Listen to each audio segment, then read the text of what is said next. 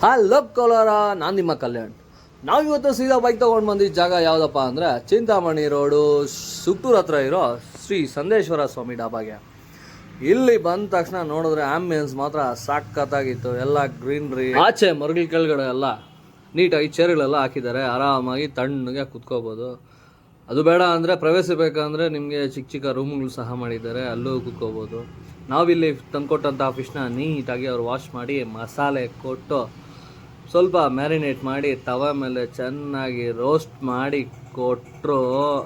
ಆಹಾ, ಯಾಕೆ ಹೇಳ್ತೀರಾ, ಬೆಂಕಿ ಬೆಂಕಿ ಇದ್ದಂಗಿತ್ತು. ನೋಡೋದಕ್ಕೂ ಅಷ್ಟೇ ನೀಟಾಗಿ ಸಖತ್ತಾಗಿ ಕಾಣಿಸ್ತಾ ಇತ್ತು. ರೋಸ್ಟು ಅಷ್ಟೇ ನೀಟಾಗಿ ರೋಸ್ಟ್ ಆಗಿತ್ತು. ಅದಲ್ಲದೆ ನಾವು ಇವ್ರ ಹತ್ರ ಸ್ಪೆಷಲ್ ಆಗಿ ಪುಲ್ಸು ಟ್ರೈ ಮಾಡಿದ್ವಿ. ಅದು ಮಾತ್ರ ನೆಕ್ಸ್ಟ್ ಲೆವೆಲಲ್ಲಿ ಇತ್ತು ಗುರು.